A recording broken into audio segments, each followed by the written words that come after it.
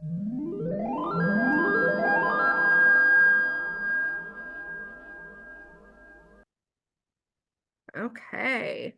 Welcome everyone back to the FST5 webinar series. I am your host and the program manager of Frontline Strong Together, Manisha Leary. And our co-host is actually on vacation today. Kobe's on vacation, but he's listening, so everyone can say hi to Kobe. Kobe's on vacation today, but it's okay because we have a super exciting webinar today. And this one is titled The Maydays After the Job is Over with Eileen Pettinger. I'm super excited for you guys to hear her story. She recently has done a Minds on the Front Lines podcast. So if you guys are not in tune with our podcast or have not checked it out, it is streaming on all of our podcast platforms. You can get on Apple, Spotify, any place that you hear your podcast from. Also, you can check it out on our social media pages as well. Okay. Yes, it is great.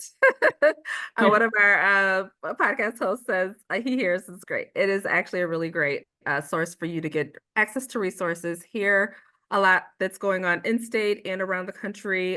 So we want to make sure that you guys have access to that as well.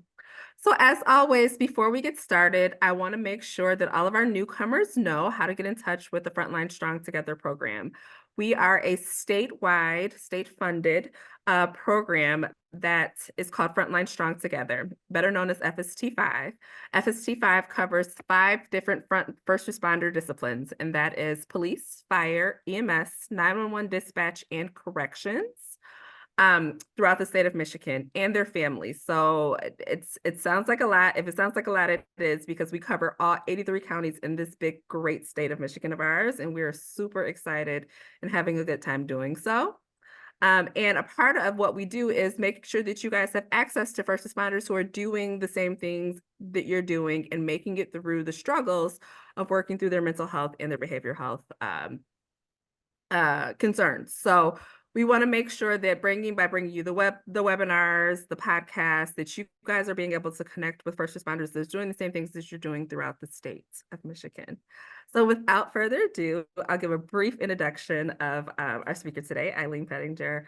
Actually, Eileen, I met you pretty early on in the start of Frontline Strong Together. So I'm always super excited when I see you because, one, we are surrounded by men, which is just yes. Yep. We're surrounded by men, so that's one thing.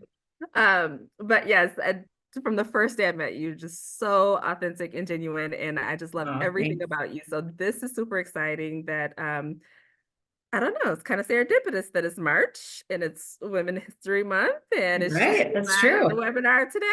I think that's a great sign here. So yes, this is Eileen Pettinger, and what we're excited to talk about today is the work that she has done during her time here. So Eileen, she started off as a Saginaw firefighter for over 25 years in the Saginaw department, right?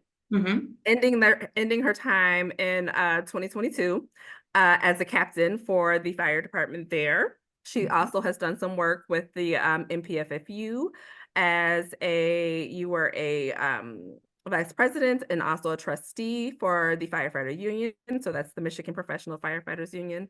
And then shortly after leaving that, you were able to do some work with the fire inspector, being a fire inspector for the state of Michigan. And then you did that for a brief time before going into your current role, which I will let you describe for our listeners as well. And then you and I will get into how the work that you have done, how the Maydays have came through during retirement, how they affected you at the time, how they're affecting you now, and then how you're handling your mental health and any other concerns like that now after retirement, because everyone is kind of struggling. We have a lot more people in the first responder world that's really getting closer to or have already retired.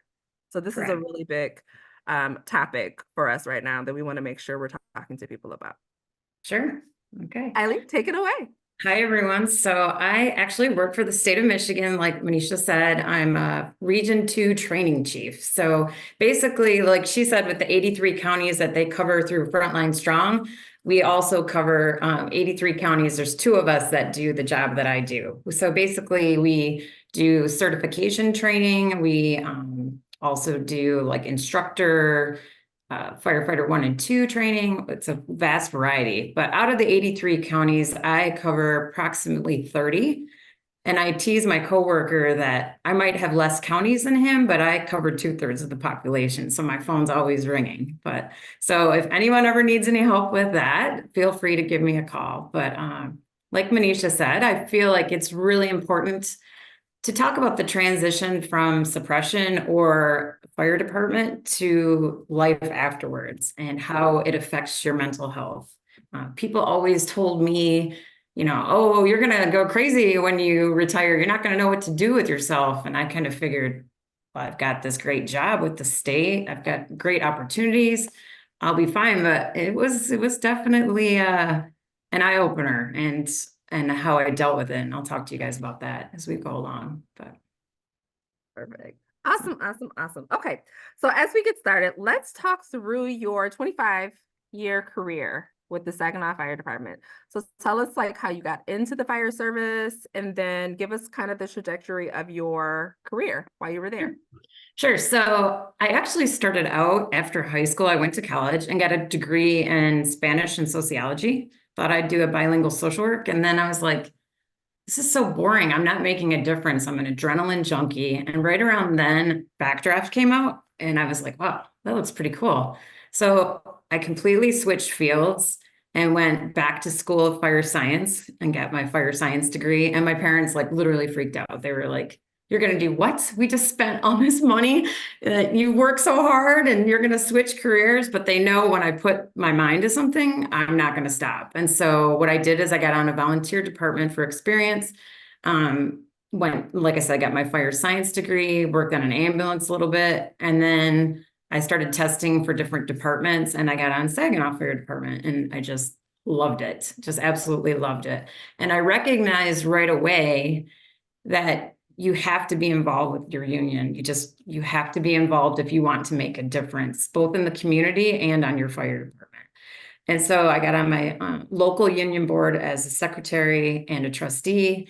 And then I became involved with the state Michigan Professional Firefighters Union on committees.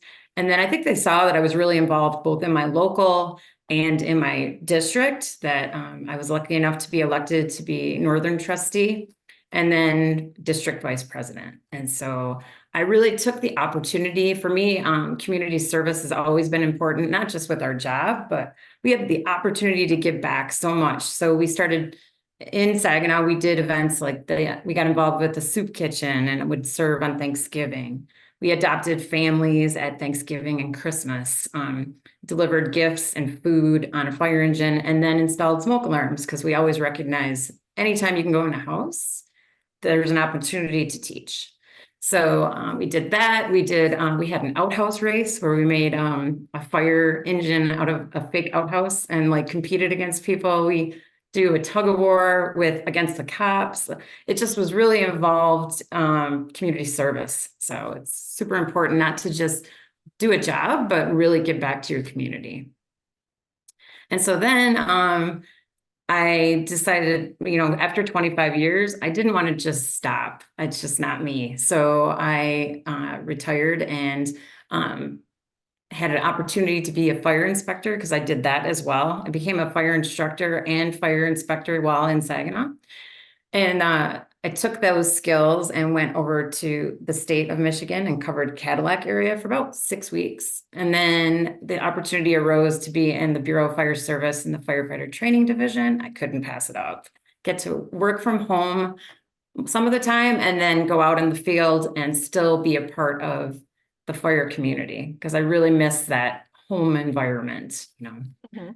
Yeah. So Yeah. So fire is like home for you. That everything that you've kind of done up to this point is has been close to your change. Once you changed what you wanted to do in school, you kept to it, right? All the way yeah, through. well, and I need to forewarn my friends, and I always tell, even if you're not like, if you go out on an injury, or retire early and switch careers. A lot of people do that, decide they want to go into nursing or EMS.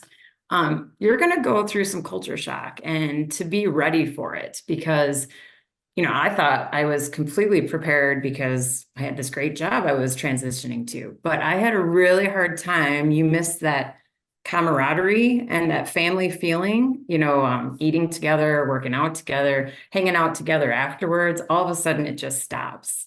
And so you have to prepare yourself. I've seen, and probably many people on here have seen, firefighters leave and maybe they don't have a job or some other planned community service, and they go sit on the bar stool, or or they get really depressed and then don't talk about it with anyone. And so I've really reached out to some of my friends that have just either retired or gone to other fields, just, said, hey, if you ever want to talk, because it is a huge transition, that feeling that sometimes you get of solitude and, aloneness. So, I always want to warn people about that. And for me also, because, switching to the state job wasn't enough, I also became really involved. My friend ran for a judicial campaign and I became her campaign manager. So I was out in the community being involved. So just find something that you're passionate about to keep that fire alive inside, because that's where I think a lot of people, we as firefighters always look at yourself. Well, think about it. Your family introduces you. Oh, hi, this is Eileen, my sister, she's a firefighter, or my daughter, she's a firefighter. And then all of a sudden you're not. It's like you lose your identity. You have to rebuild yourself, transform yourself, and still give yourself a purpose. Because that's another thing. I just was like, what am I doing? And first of all, I want to warn people too, if you work in suppression, try not to switch to a job that's a 40-hour job from 24 hours to a day to an 8-hour day. It's a culture shock. But anyway, I just want to forewarn people. And if they ever want to talk, for another retiree to retiree, or if you leave and want somebody to talk to, I'm here. And that's another thing I'm passionate about. I forgot to mention, I'm one of the founders of the Mid-Michigan Peer Support Team.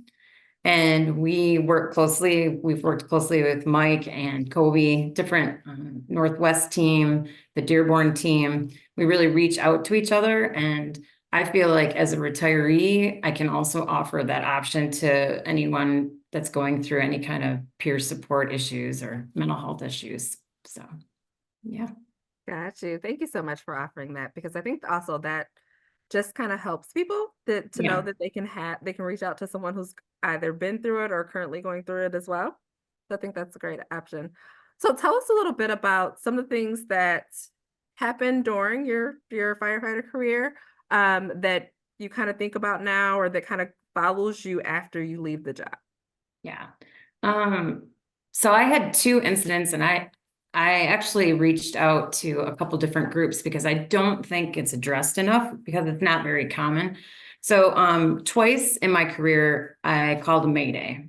And I am also lucky enough to be a fireground survival instructor. So what that is we wrote a grant in Saginaw through the IAFF, International Association of Firefighters, for fireground survival equipment. We recognized in Saginaw that we were losing people to budget cuts. We even closed a station and cut people drastically down. Our department was cut drastically. So we recognized we'd have to be able to rescue ourselves out of a scenario. So we wrote a grant for a fireground survival trailer, and then the props to go with it and the class to go with it. And so we had IFF instructors come in and teach us. And then we taught our whole department on how to self-rescue in dire situations when you get a call a Mayday, because honestly, we really didn't have enough people to pull us out. So you have to learn how to pull yourself out, right? So ironically, that was in 2014, and then 2018 and 2019, I had two separate Maydays. Some people look at Maydays as, I think in the past, people looked at Maydays as weakness, or you screwed up somehow, and it's not. It is absolutely not. I think people should call it more often. I think pride stops people from calling a Mayday. and it can get them killed. Even though I'm a fire ground survival instructor and have learned to do that, I also didn't want to call it. I found myself, but you get in that dire situation, you just have to do it. And so I will tell you about the first time. And if anything, I look at it as somebody can learn from us. It's absolutely worth sharing. You can make yourself vulnerable, but it's worth it to share. So the first one I had was a typical structure fire. We're pretty busy in Saginaw. We have about 200 structure fires a year, legit. And it was a 3-story home, a large home, and it was already rolling. That means it was pretty much fully involved when we got there. The first floor was completely burned away. And so that day we had an acting battalion chief. That means he was basically a captain, but moved up for the day. And he warned me before my crew went in that there's a basement fire and the first floor is burned away. So watch where you're going in there, just go on the outer areas and try to knock it down. So actually we did fine. We had one crew go down in the basement. We were on the first floor and we knocked it down, or so we thought. The basement crew accidentally had their radio channel on the wrong channel. And so that really made a difference because our crew went outside to change air bottles and we came back in. And luckily, sometimes people get complacent and don't put their air packs back on when they go in to overhaul and take down everything from the ceiling. But I was pretty strict about that as an officer. I made everybody put their packs back on. I know you're tired, but let's just put your pack back on. So luckily we did, because we went inside and to overhaul the upstairs, the second floor, and we start overhauling. And we found a closet with some stairs up to the third floor.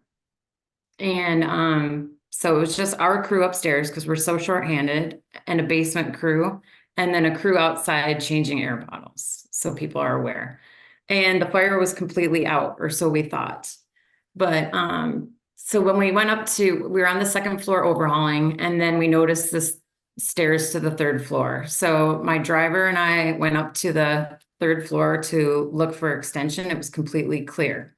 So we start coming down, and all of a sudden, my firefighter is screaming that, Eileen, there's fire. And I was like, what? Where is the fire from? We had it completely knocked down.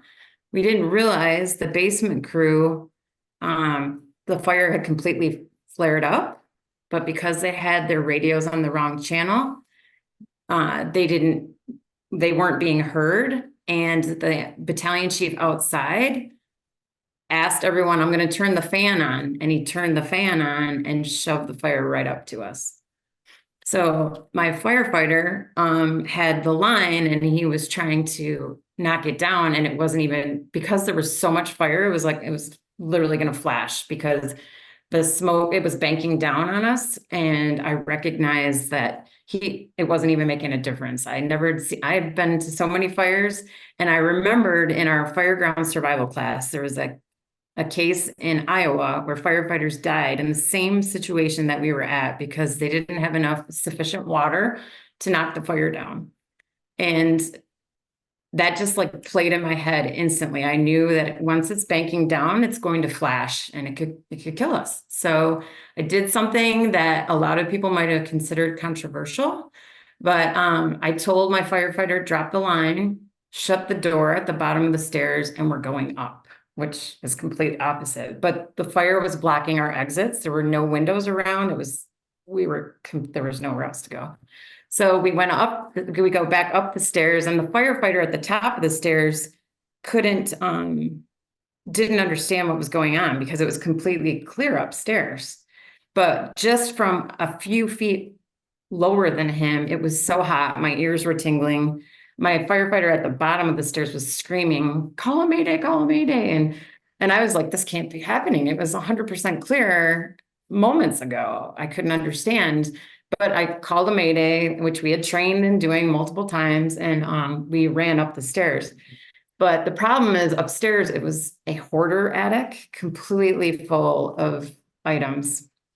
And so And when the windows, a lot of these houses have been remodeled, the windows have been sided over. So we couldn't find the windows. And then there was so much junk upstairs, we got separated from each other. And it's just a mess. So, and we didn't have a line because it was at the bottom of the stairs, which, because it wasn't long enough, it was just one thing after another. So we called a Mayday, and the crew outside was like, it was completely clear. They didn't realize, like I said, the basement crew had it on a different channel. And again, not trying to blame anyone, we all make mistakes. It's just lesson learned. We learned a lot from that. So the driver that was upstairs with me first was able to find a window, and he just kept knocking along the wall and found a window that had been sided over and punched through. But when he punched through, he jumped out the third story window and slid down the roof to the second story, like porch, and hung from the second story until they were able to throw a ladder. And then he slid down the ladder. But when he went out, the siding covered the window. And by this time, the heat was becoming unbearable. And we couldn't see where he went. My other firefighter had come up the stairs. And then in the meantime, there was like a floor duct in the floor, and I fell into it. And then fire was shooting up from the second floor and burning my back. So I was like, that's when I was like, Mayday, Mayday, Mayday, we're running out of air, and we couldn't tell where the other guy was because it was so hard to tell. But anyway, long story short, the other crew was able to grab another line, put the fire out, and then got to us upstairs. And the other guy that slid down the roof, everyone was fine. I just had minor burns. It was fine, but definitely could have.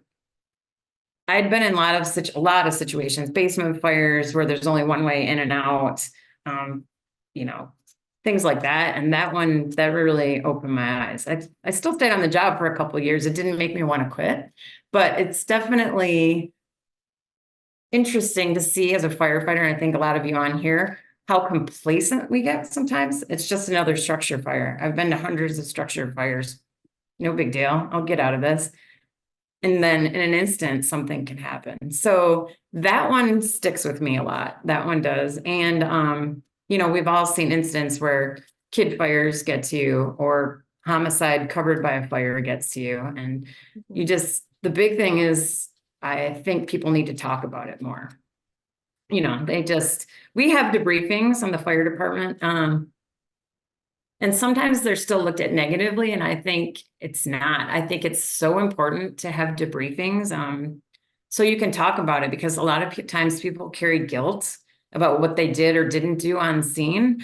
And then if they talk about it in the group, they might realize, oh, that wasn't something I did. It was beyond my control, or somebody else is feeling the same way, or, so yes, I'm making myself vulnerable, but I think it's important to share and learn from each other, so. Gotcha. What's Yeah. the hesitancy in calling the Mayday? Pride, which is crazy because, nobody wants to think that they made a mistake, or, they made a mistake, or that I don't need help. I'm a firefighter. I don't need anybody to come find me or pull me out or anything like that, But the thing is, it's crazy to think like that, or not crazy, but silly, because that's your family. You would do anything to help. Like if one of my coworkers or friends was in that situation, I would be like, why didn't you call it sooner? You want to help each other, But the thing is, I think people look at Maydays like, we're supposed to be the rescuers, not somebody to come help us. Yeah. But again, I look at it like we would do anything for each other, and including that. And things happen sometimes beyond our control, or mistakes or whatever, but don't beat yourself up over it. Let's learn and get our job done, So. Gotcha. And the next Mayday I had, and I think people need to think about this too, is it was a commercial building. And commercial buildings are different because we don't get them as often. It's kind of like maybe once or twice a year, like you get a really substantial commercial building.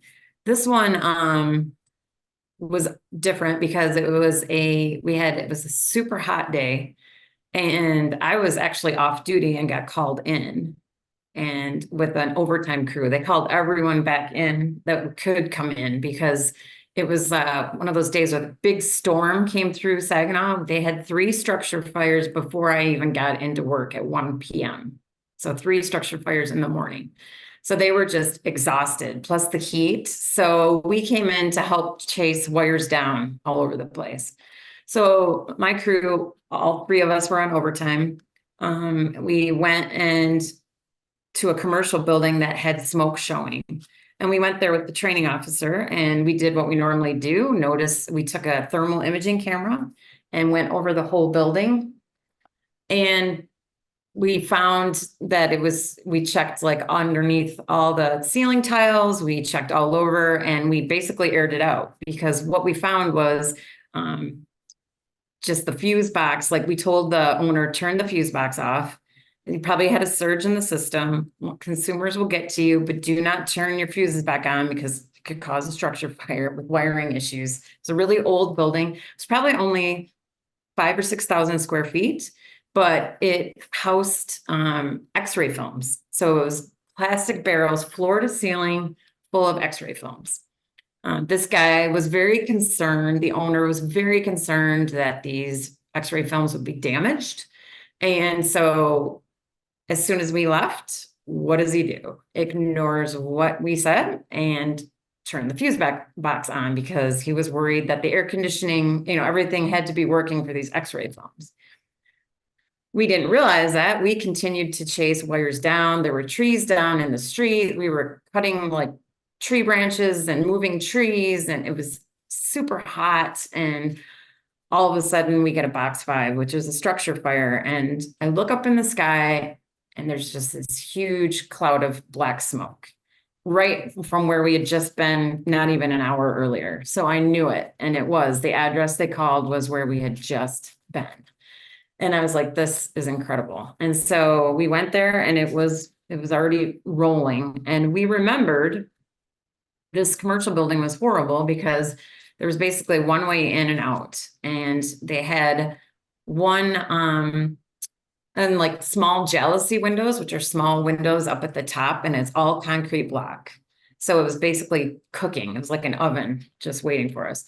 We got on scene and we put our packs on. My driver, he had to pump. So it was basically my one coworker and myself went in. And then another crew came in and they went one direction of the building and we went the other.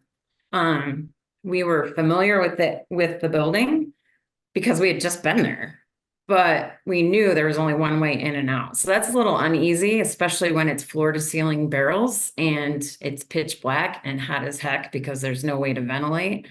And so we went one way and we were making really good progress going in and around and got almost to the seat of the fire when all of a sudden my driver blew the air horn and it was an evacuation signal. And honestly, I was kind of frustrated. I'm like, why is there evacuation? It's fine. We're hitting this. We're doing a great job. I didn't realize was on the other side, one of the firefighters had called a mayday. He got tangled up. Well, first of all, his crew thought they went to change their air bottles and thought he was behind them, and he wasn't. He got tangled up in cable wires because the ceiling dropped and he was stuck. And he called a mayday, but it was on a different channel, or he might have been on the same channel, but no one heard him. We couldn't hear him because it was very loud outside. Fans were going, people were outside, and everyone's exhausted because they had already been fighting fires all day. The heat was horrible. And so then they announced over the air, there's a mayday, mayday, mayday. And I was like, what? What's going on? Because we were fine. My crew and I were fine. And then when they call an evacuation signal, it's tradition that you basically drop everything and leave immediately, because I honestly in there also didn't know if the roof was going to collapse or not. I didn't know we couldn't see what was going on outside. And my coworker accidentally dropped the line. And that's basically like your way to get out. and I had been pushing the barrels, and I also didn't hold the line, which was my mistake. I had been pushing barrels, and we got complacent because we knew where we were going. And the problem is we weren't near a wall, and we were all these plastic barrels around us, and it was unbearably hot. And we were near the seat of the fire. I was like, oh no. So we're scrambling to find the line. And in the meantime, the guy that called the Mayday found us and was like, Eileen, I'm out of air. And this guy's like normally super calm. And he was understandably upset because he had just been tangled up in wire and his crew was gone. And so it was pretty nerve-wracking. And as soon as he said that, all of our low air alarms went off, which means you're running out of air. Now we know you have a little bit of time, but it's a little nerve-wracking when you can't find your line. It's pitch black. There's like barrels everywhere. I'd already been through one Mayday in my life. I didn't want to go through, but I don't know. It was weird. With this one, I didn't feel as nervous as the other one. I guess maybe I was like 9 lives. I felt like I got through one, I can get through another. So we did call a Mayday on that. I knew what to do. I'm like, okay, we're running out of air. And everyone, actually, people later told us that they thought there were going to be 3 funerals because there was so much fire coming out of this building, and they didn't know how far in we were, and we weren't coming out. The other crew had come out.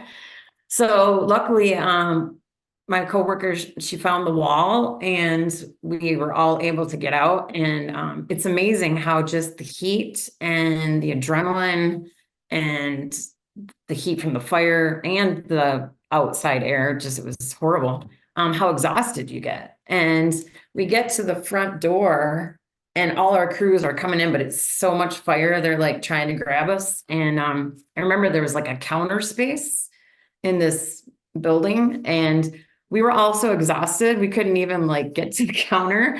And I remember they were just grabbing us and like shoving us outside. And then it was funny too, because they wanted to check us out. And I was like angry. I was like, I'm fine. I got this. Just let me take my pack off and get some water. Leave me alone. I got a job to do. You know, I was like super irritated and angry. And I remember my battalion chief later said, do you remember yelling at me to leave you the F alone? And, and let me just do my job. And I was like, I didn't even remember. And actually, we were so shorthanded. We just all took a short break and kept working.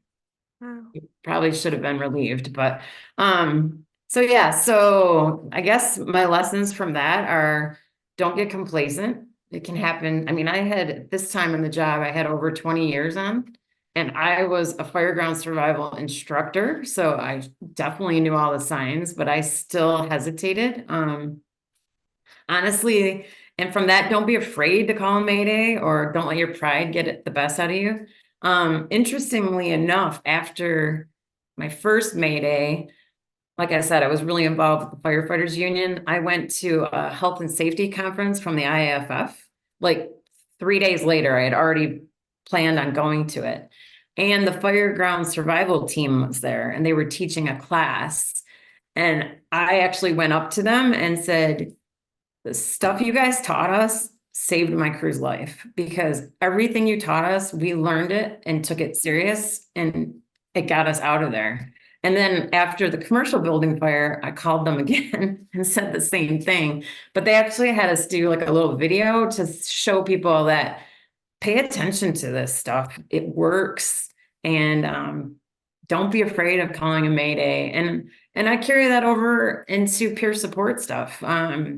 If you're struggling, it's even no matter what part of your life, are you going through a divorce? Are you having money issues? Are you drinking too much? Is something bothering you on scene? Are you retired and don't know how to deal with it? Don't be afraid to call a Mayday, call for help, reach out to people. You would want to help someone else. So why wouldn't you let someone help you?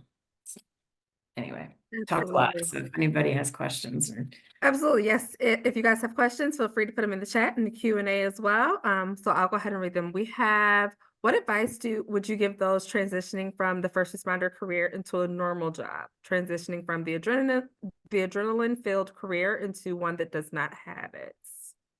Yeah, I can relate. I mean, I'm lucky that I'm still like in a fire service related field, but it definitely is different than getting up in the middle of the night, going to a house fire or water rescue or elevator rescue, to getting up and hopping on my computer, and I think find something passionate that you're passionate about. So for me, I'm really lucky to have a boss. The state fire marshal is my boss, that is also passionate about peer support and behavioral health, and always is supporting us with it. So he's told me, anytime you can go to a conference.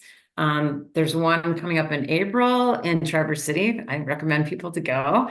But stuff like that. He's very encouraging about going to these conferences, being part of our peer support team. So for me, that's what I'm passionate about, is really reaching out. That's how I stay involved with my firefighter friends, is making sure that you reach out to people and really keep an eye on each other. But for me, that's what I'm passionate about. So find something you're passionate about. And maybe you don't want to do the fire service. Maybe you'd like to give back to your community, or maybe you're into like construction, or I don't know, dogs or whatever, just find something you're passionate about, and just be cautious that sometimes we get so wrapped up in the identity of being a firefighter, to make sure it's okay to give yourself a different identity. Do something else. You're still an important person. Your family loves you.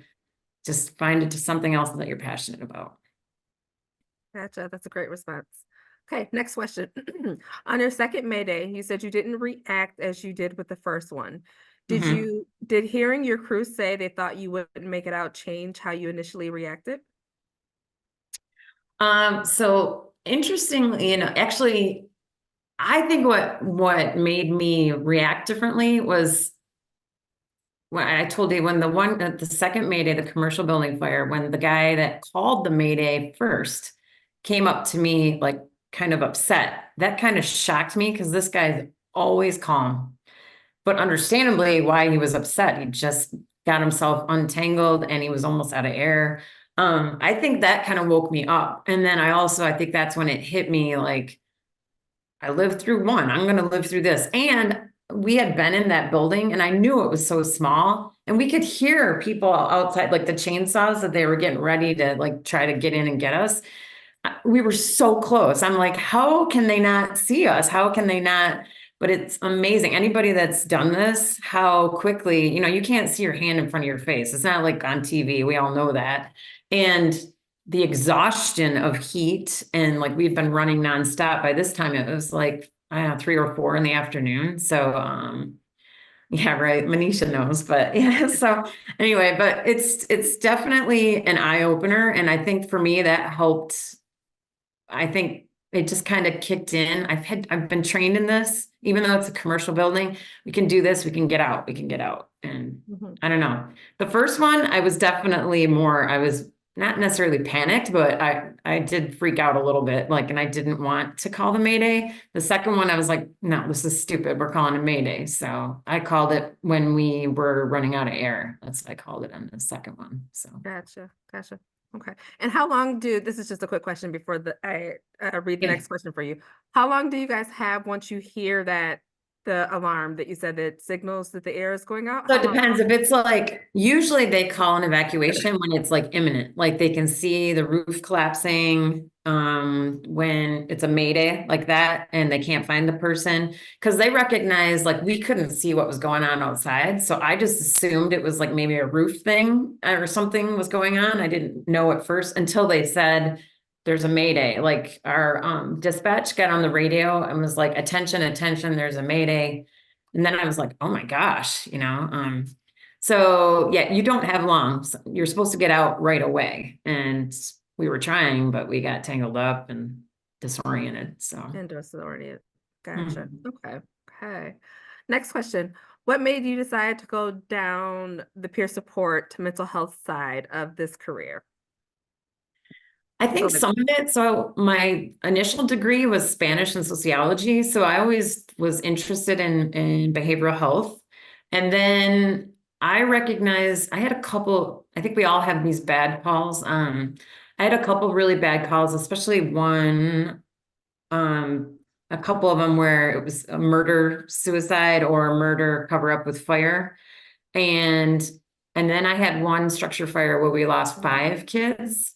and they were the same age as a couple of them were the same age as mine, and carrying them out on the lawn, and putting them out on the lawn. So stuff like those really stick with you. And I was very happy that at that time, the chiefs that were my chiefs at the time, recognized that you need to have debriefings. And a lot of people griped about it. I mean, when these happened, these were like early 2000s, mid 2000s. People were griping about it. Ah, this is stupid. Why we got to stay after work and do this? But like I said, once you start talking, then everybody, you didn't have to talk, you weren't forced to, but I noticed a lot of people started opening up. And I thought that was really cool, but here was the problem: is we always had either a chaplain or an EAP person comes in. And Mike will tell you about EAP too, because that's employee assistance program person, like a counselor. But at that time, we didn't have them ride with us. So you have this stranger coming in, and firefighters, a lot of times, we're getting a lot better, but don't always want to talk, especially to a stranger, much less peers. And then, you know, you have the stranger in there and you're being forced to talk to them, right? So I thought we could do better. So the IAFF was awesome. They had a peer support class. And I was like, we got to get on this, because I just totally bought into it, because we're going to be a lot more apt to open up to our peers than we are going to be to some stranger. And then they taught us how we can have counselors or clinicians come in and ride with us and get to know us, and then we start trusting them. And then they can understand, why are they acting this way, when you go on calls and see what we go through. So for me, when I saw, we went from debriefings to people kind of being wary of them, and especially the EAP counselors or chaplains, to peer support, where we kind of run the program and pick who we want to come in. That but gets a lot more buy-in, to find counselors or clinicians that we vet, that we trust. And then I just think it seems a lot more successful. I think Kobe and Mike can relate. In the last 5 years, we've been so much busier because people trust these teams, and are much more apt to open up to peers versus being forced to go to something with clinicians that you don't know. So, Absolutely. yeah. Absolutely. So, Okay, next question. sure. Did you feel your identity was firefighter? If so, what has helped you be able to kind of let that go?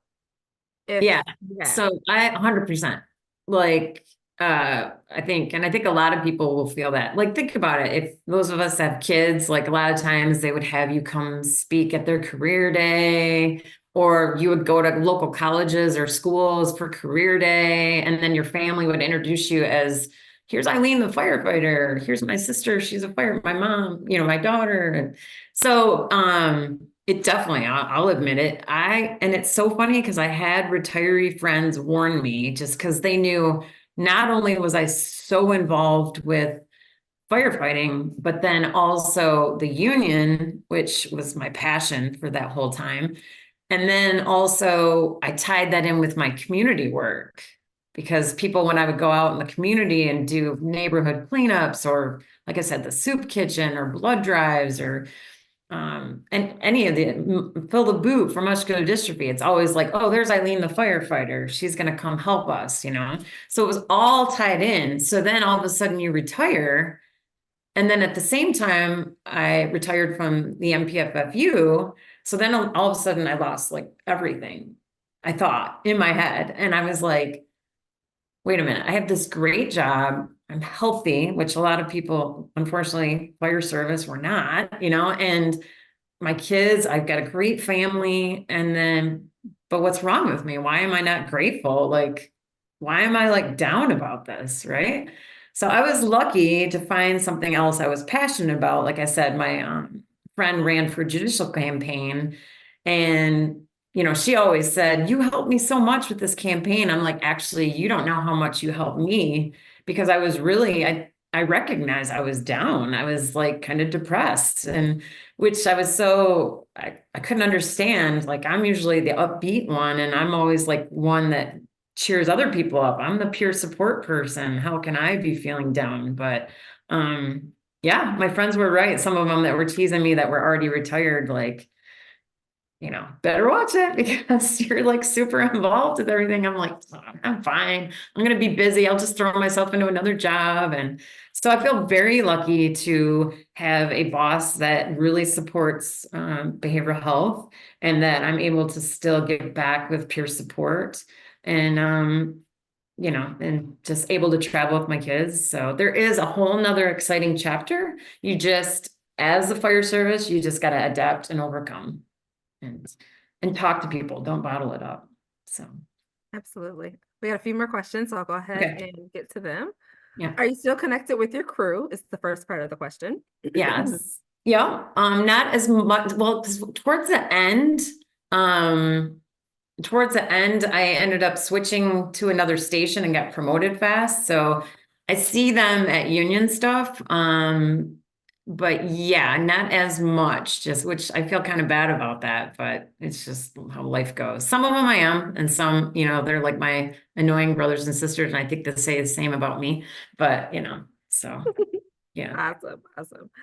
Do you feel like being retired has sometime left you feeling like an outsider? Like kind of not necessarily Oh connected yeah. as Yeah, much? I did.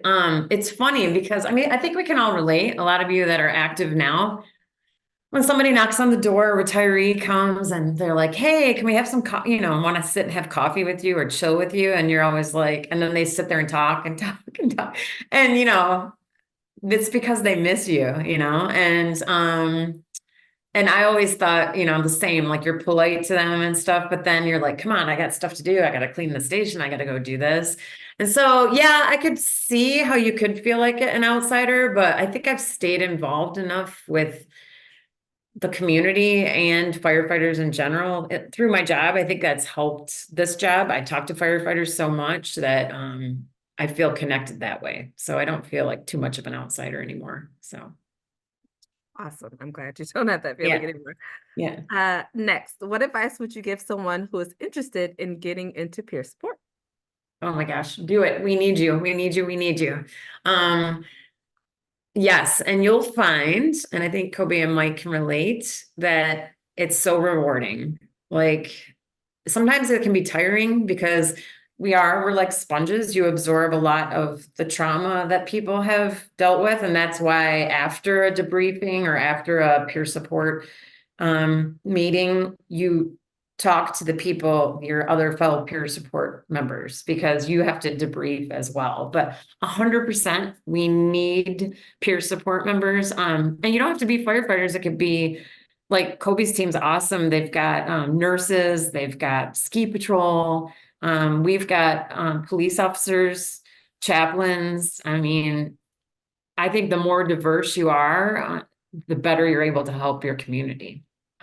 The only thing I caution, and I think Kobe and Mike can relate to this, is, and we do this as firefighters too, you want to help people so much, you have to be careful of burnout a little bit, and make sure you can't help everyone by yourself. Delegate, delegate, delegate. And I got to work on that a little bit, but we try. So. I'm going to clip out you saying that little part and play it on social media because that's everyone needs to hear. Yeah, yeah, Yes, burnout is real. And so if you don't yeah, take care of yourselves, you cannot help the others that you want to help. So absolutely, yes, you want to make sure that you are doing that 100%. Yes. yes. Okay, the next one is how was the treatment as a female firefighter when you started versus seeing you stay in the fire service? So So I was lucky in Saginaw. When I started, we had 100 people. And now we're down to, and then or 100 people, and there were 5 firefighters.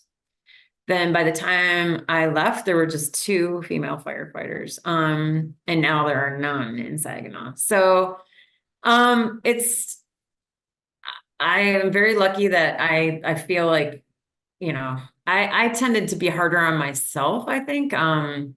people always used to tease me that they used to call me, I got it, because I didn't want to accept help from everyone. And I'll just be honest, you guys will probably laugh, but when I first started, I didn't have any, I wasn't working on a farm or any background with the tools and stuff. So my first fire, I remember like taking an axe and going into the wall and like basically bounced off it. And then they started calling me Tinker Axe. And I was so mad at that I went behind the station and practiced every day on a tree stump over and over and over and over. So nobody could call me that anymore. And then as women, we all, men and women, have different strengths and weaknesses. So for me, yes, I'm 5'5", but when I couldn't reach something, I would just climb on a counter and pull ceiling that way. Or I would be the one, since I was smaller, I would be the one shoved up in the attic or down in a crawl space where the bigger guys couldn't do that. So I think we all have strengths and weaknesses, and you just adapt and overcome. And I did notice that I felt like I had to prove myself, but really I was just proving if I could do it to myself, no one else. So you just can't compare yourself to other people, which is easier said than done, but work hard, and doesn't matter if you're male or female, work hard and put your head down and just do it. And then that'll prove it enough. So. Gotcha. Okay. What's your best memory from being in the fire service that you can look back on now and always smile about? That's a Oh, great that's a question. good one. That's a great question. The saves. So honestly, I forgot to tell this part of the story, so this will make you feel good. So after our first May Day, and remember I told you I went to this health and safety conference and talked to them about how that training, that fireground survival training, really helped us. The next week, I went right back to work. I had my 4 days off and went right back to work. So you're basically, jumping right back on the saddle and get to it. Well, that night, my first night on shift, we had a structure fire with someone trapped. And confirmed on the way that the police officers were saying we saw them in the window, they're not in the window anymore. So we knew right where they were at. And I was wary if I was going to be nervous the next time I got a fire, but honestly, like I said, you get kind of complacent. You have so many fires, but we just went and we found the guy, and me and two other guys carried him down, and he survived. That was so cool because, I was like, I don't know if I can handle another fatality after a week ago. We almost didn't make it out, And so that is one of my happiest memories, that I didn't let the Mayday bring me down. I learned from it and survived from it. And then we were able to pull someone else out. So I don't know. I know it sounds weird, but I think it was like meant to be. We survived, and then we helped somebody else survive. So it was pretty cool. That's amazing. That's absolutely amazing. And I think it's important. Just like you mentioned earlier, you know What we what? got it. He thought meeting Kobe would have been your happiest memory. Okay, and Mike. So It's the second and second, third, it's the right? number two. Yeah. But I always want to remind our first responders that we're working with, and that, we're in sessions with, that Maydays are meant to be there as like precautionary. Like, you may just need that extra help. And I think what sometimes we forget as people who are here to help other people is that whoever is calling that 911 line and calling for help is calling for a Mayday. They're Yeah. calling for Yeah. that. So Sure. it's the exact same thing there, where someone is calling for you to reach out, and then sometimes you also need that help. So I love that today's conversation focused around not being afraid of using the term Mayday or calling it when you need to. You may not always need it, but it's kind of like Right. the safety net that's there. Right. And just like you mentioned, it's important to know that you're with a good team who has your back, and Mm-hmm. that's really what your peer support teams are. Yes. And that's what we are as FSD5. Like, my crew it's unmatched. Like, nobody else can match my crew. So we want to make sure that people know that it's okay to reach out for help. And even more important, in retirement, because a lot Yes. of people forget to do that, or feel like such an outsider that they can't go Right. back Yep. and ask for help. Um, Just to let people know that the majority of first responders in the state of Michigan die from suicide, more than they do in the line of duty. And a big portion of that, probably about 40% of that number is retirees. Yes. So we have to Mhm. make sure that our retirees are still part of our networks, but then they also know that they are within, the state of Michigan, within their peer support teams, within their regions. They are still loved, and we want to help take care of them. We don't want people losing their identity so much that they feel like they don't deserve to be here. Right. Right. Because like I said, I thought I was totally prepared. I had like a great job and like everything lined up, and I'm a super confident person. And even that kind of shook me because I'm like always upbeat and I'm like, why am I down? And really just keep talking to each other, communicate. Because like I said earlier, we want to help people. So why wouldn't you let someone else help you? Like it's okay. And you want to help others, let them help you too. It took me a while to realize that, but it is so true. It's so true. And I've really tried to keep tabs on Saginaw firefighters that are retired around here, because I was like, wow, if I felt that way, what about the people that maybe don't have a great job or I see at the bar stools, and nothing wrong with having drinks once in a while. I'm just saying, but Mhm, yeah, mhm. just so look out for each other. Really look out for each other. So Absolutely, absolutely. Eileen, this was amazing. Thank you so much right for back at being on with me you. today. Thank Yeah. you so much for being on with me today. Thank all of you for joining us for our March FST5 webinar series, the May Days after the job is over and how you go forward. And Eileen, you're doing an amazing job. It sounds Right like back at you. that you have found tons of great things. I think family support was one of the things that you mentioned early on, and that's super important, I think, as well, to have a strong support system around you. And a lot of you didn't hear, but we were talking before the webinar started that taking vacation and self-care and taking some time Right. to yourself and not just Yeah. focusing on work all the time, again, leading to burnout. So we want to make sure that people do that as well. So thank you so much for being here. And You thank are you for all the work you do at FST5. You guys are amazing. I've heard so many positive things. So thank you, thank you, thank Thank you. you. Thank you. Yes. Someone says thank you again. This is great. It was inspirational, Oh, which thanks, is awesome. Christy. It absolutely was. Um, and you are a strong supporter and such a friend of FST5. So you are welcome to come back at any time. If you do Oh, any thanks. trainings, want to talk about anything that you're doing in the community, just let us know. You're feel free to come back. Okay. As always, you guys can reach us on fst5.org on our websites, or if you are in need of any resources or crisis, please don't hesitate to reach out to us at 1-833-34-STRONG. That is also 1-833-347-8766. Okay. All right. All righty, guys. Thank you so much for joining us. Eileen, you've been amazing. We will see you all in a month. Okay, Have a take good day. care. Bye. See ya. Bye-bye.